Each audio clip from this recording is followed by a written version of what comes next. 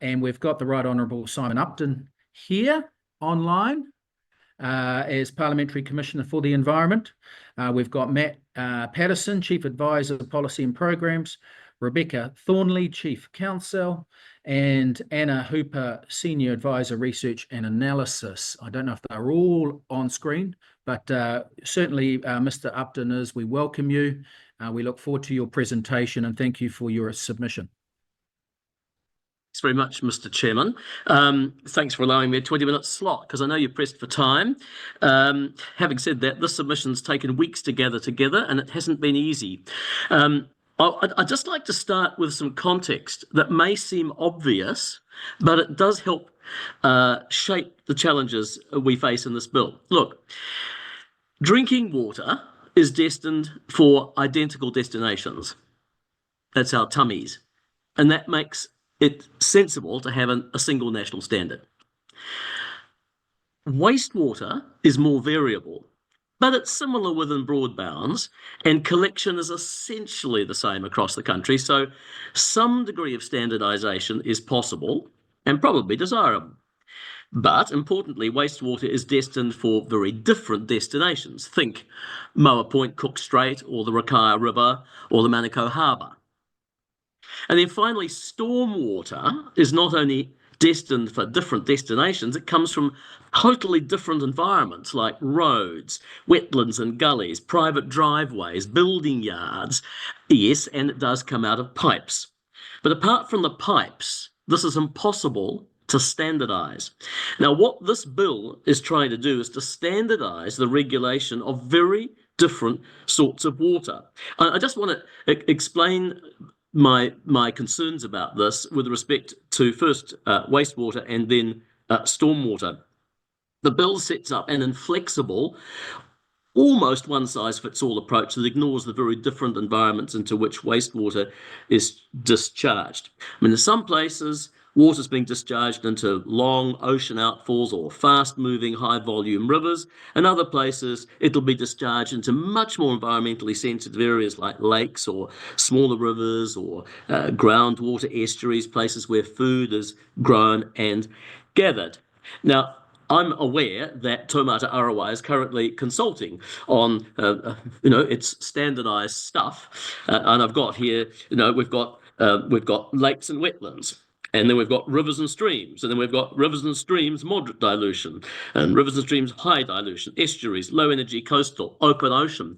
So the whole of the environment has been crunched down into some standard blocks. And what we're really being told is that a central regulator knows best on the stuff. And the bill expressly prohibits councils from considering the sensitivity of the receiving environment or any significant adverse effects on aquatic life when making decisions on applications for wastewater and stormwater consents. Now, at least the current Water Services Act, which I had quite a lot of criticisms of, allows councils to set a more rigorous requirement, but not a less onerous one. This bill says, no, the standard's the standard. You just have to ignore what you know. We will tell you from the centre.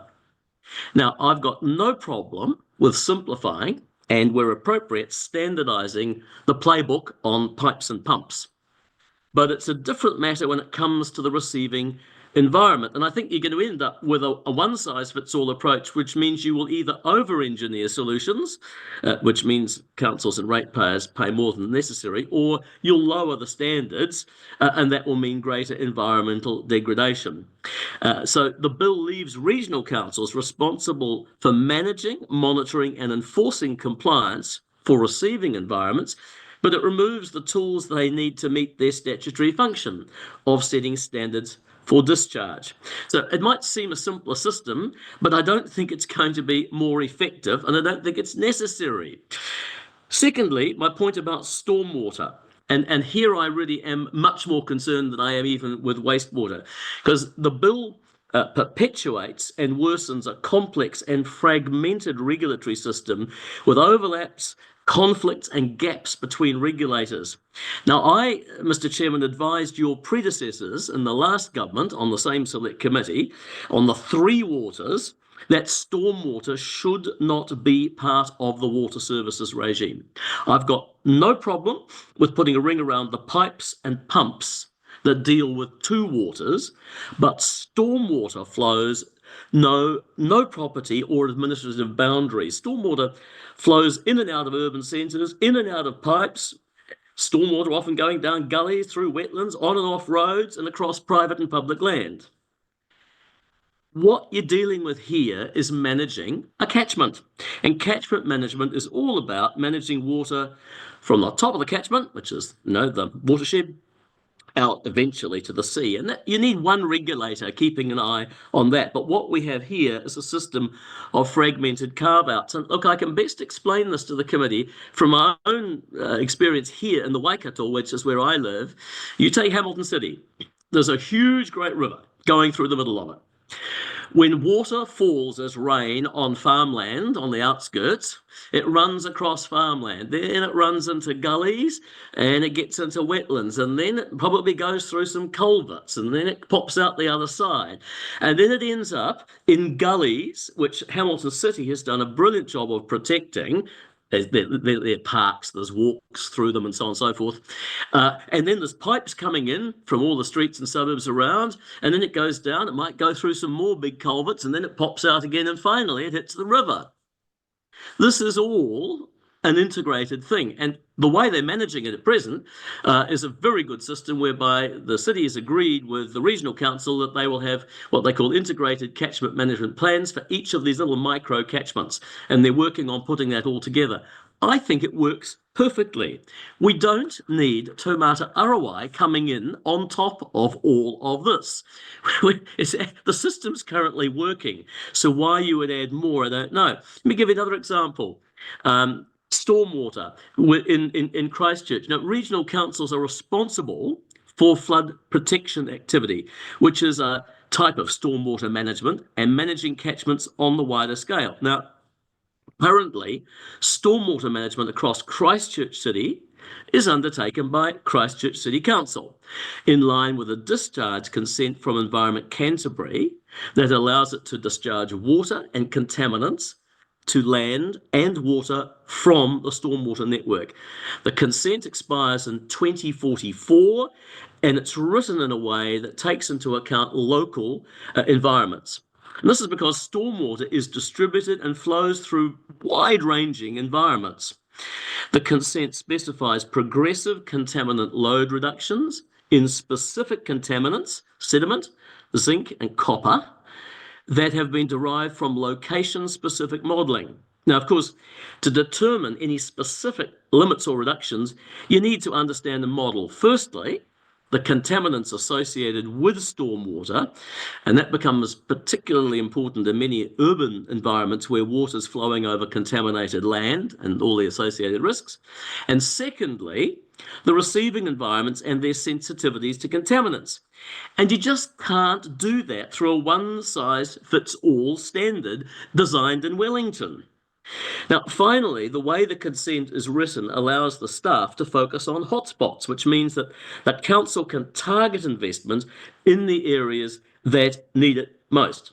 However, under the complex and fragmented regulatory regime that this bill proposes, different overseers will be overseeing different bits of the same flow paths. National stormwater environmental performance standards, which will sit at the very top of the RMA hierarchy and be applied in urban areas, will be imposed by the Water Services Authority on the local government sector. However, as I've said, stormwater by its very nature is flowing over all sorts of different surfaces and environments, picking up all sorts of unknown contaminants. And that makes it a very difficult thing to try to manage centrally. Further, under the bill, roads and other transport corridors will be excluded. Now, I haven't yet got to the bottom of why they're excluded, but roads are major sources of stormwater. They act as highways for stormwater. But out there on the rural periphery of towns, rural land, it's going to be managed by regional councils under a different framework. So with all the focus on pipes and infrastructure, it's unclear to me how overland flow and gullies running through towns will be regulated, if at all. So look, just to sum up, I advised that the water services bill back in 2021 for 3 waters was setting up a problem here. I was concerned that the bill was effectively creating a more complex and fragmented regulatory regime, particularly for stormwater. I'm very concerned. I'm actually surprised that someone's come up with a bill that continues the fragmented approach, particularly when 3 waters had been consigned to the rubbish bin and we're going to redesign the system. Here was a chance to get this right. This bill actually doubles down on that even more complex, fragmented approach being imposed from Wellington. Now, I think, if I may, that the committee should invite officials, not just from the Department of Internal Affairs, but also from the Ministry for the Environment, which is responsible for the Resource Management Act, and most importantly, some regional council officials from places like Christchurch and Hamilton, get them all round the table together and ask them to explain to you how stormwater management actually works, and whether they think this is practical, and whether they think we need to have 2 regulators for stormwater in New Zealand. And if you do that, my team and I would be very happy to provide the committee with commentary on what you hear. I'm sure, Mr. Chairman, anything can be made to work, but I really do think you should ask some hard questions as whether you need 2 regulators for stormwater. I'll leave it there. My colleagues, who I can't see, but I hope they're there, Mr. Paterson, Anna and Rebecca, Yes, are they able to join? your 3 colleagues are there, and have they got anything to add, Matt, Rebecca, or Anna? Happy to leave time for committee's questions. Okay. So let's just go back to committee members. Who's got their hand up? Who's the fastest on the buzzer? Lan Farm, Green MP. Tēnā koutou, thank you so much for this very interesting submission.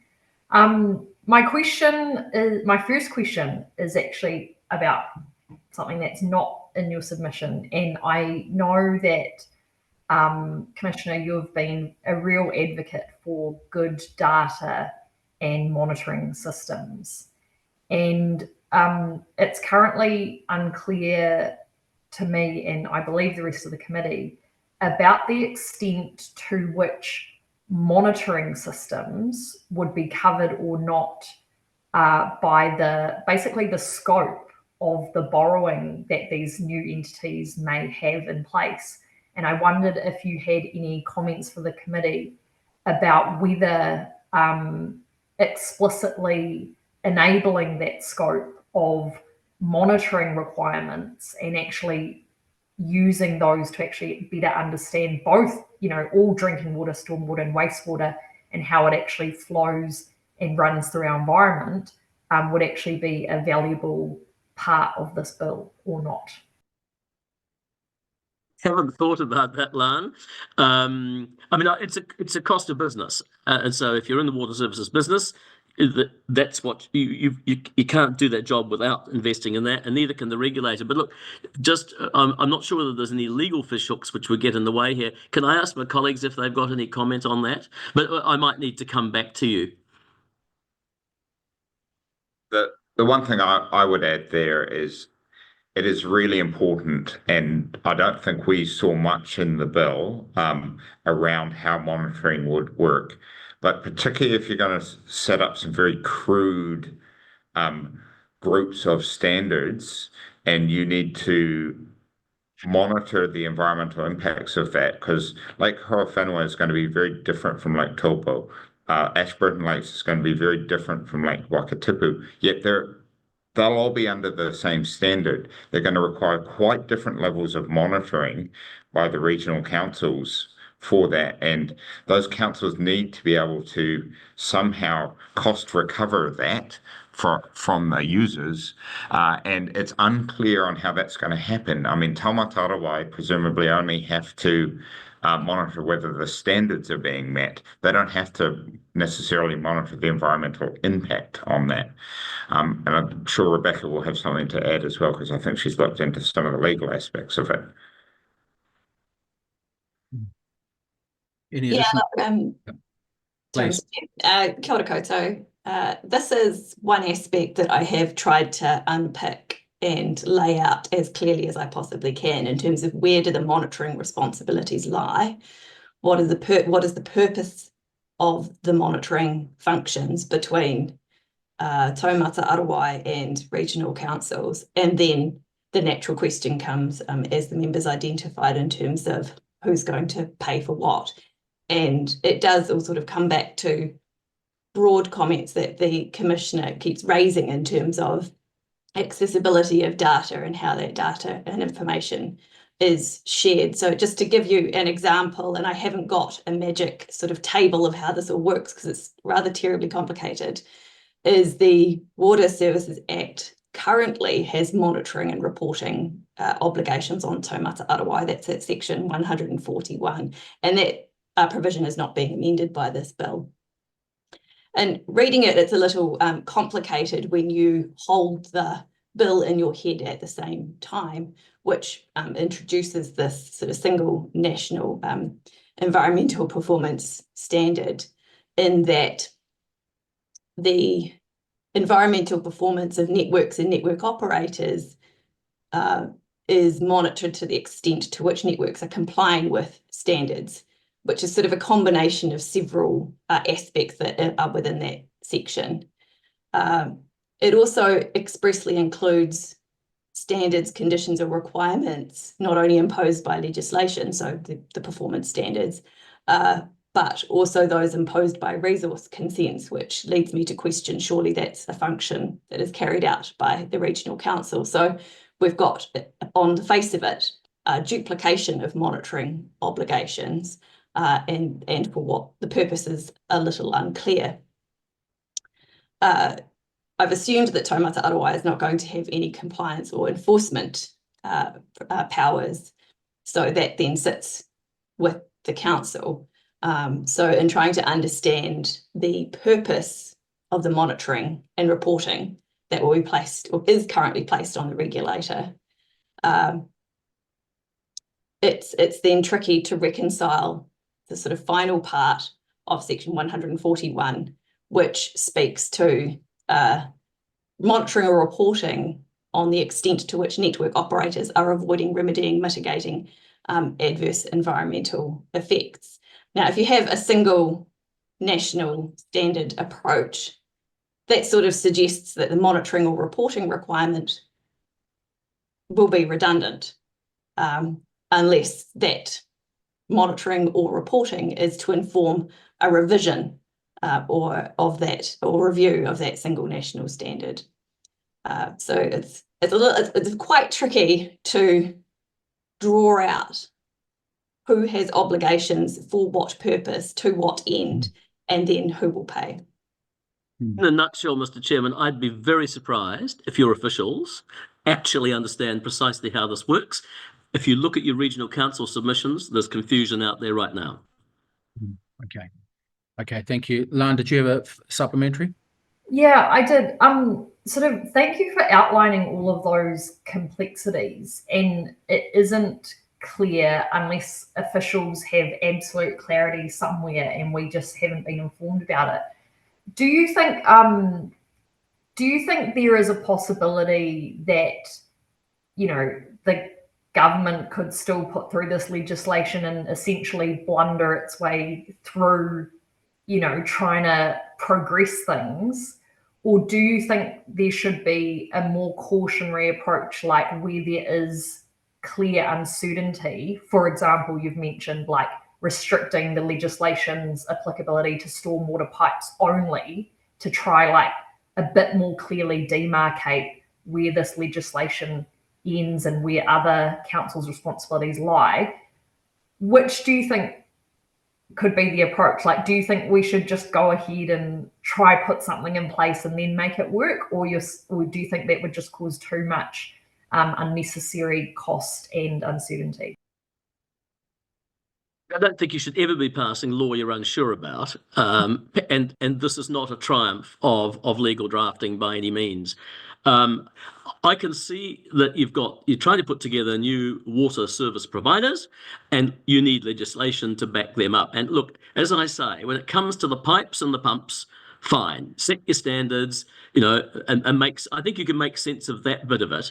But given that there's a major review of the Resource Management Act just coming up, which is going to probably make some very, very big changes, I think it's crazy to be proceeding with the stormwater stuff, because that will inevitably get caught up in the whole treatment of water under a new regime, and that water is not contained within pipes and pumps. So I think if you wanted to be pragmatic, and by all means, I really would urge you to get officials in just to see how clear this really is, and I suspect it's not as clear as people may think, but a pragmatic way would be to say, let's just leave stormwater to one side and let the larger resource management reform pick that up, because as I say, that stormwater starts out there in the country and it ends up in the sea, and you really need to think about that in a completely integrated way, which, you know, seriously, if the committee was interested, get Hamilton City to talk to you, because they and the regional council, I think, have put together a pretty good system. Matt. Okay, we've got Matt Paterson. The solution that we proposed to the last select committee, which they took up and then was reversed under a amendment paper in the House, was to, if you limit the system to infrastructure performance standards, it could work quite well. The complexity comes when you're actually trying to deal with the environmental side of things, because every environment is different. You could have a broad brush on lakes, but they're all different, or all rivers are different. So an easy way would be to make sure that there's some standardization around infrastructure. That would save councils lots and lots of money, and then spend the time to think about how you can gain some efficiencies in the environmental management of these waters. Exactly. Okay. Any other questions, members? We're at time. We've got another minute for you, Simon, just to, I think you've made your points loud and clear, and we appreciate your advice re the prospect of reaching out to officials. Is there any other closing remarks that you'd like to make? Other than just to underline what Matt said to you, because your predecessors in the committee listened to us on this last time and decided, yep, the Te Mata ROI and the whole Three Waters thing should be about infrastructure and performance of infrastructure, and don't get into environment. Now, Nanaia Mahuta and overrode that. The committee reported back to the House and said, yep, we think that's a sensible division of labour. It was then overridden. And I really think if you go back into the history, and it's worth just finding out what happened in the last Parliament, that might give you some clues there. But look, thank you very much. And we are happy, very happy to come back and provide you. It's one of my jobs as Parliamentary Commissioner to help select committees. Once you've heard, and listen to the regional councils in particular, then we'd be happy to come back and give you some more commentary. Yeah, no, thank you. Thank you, Mr. Upton, and thank you to your team for compiling that very comprehensive submission and giving us the opportunity to ask all of your questions this morning. Thank you. Thanks, Simon. Thanks, team. Thank you.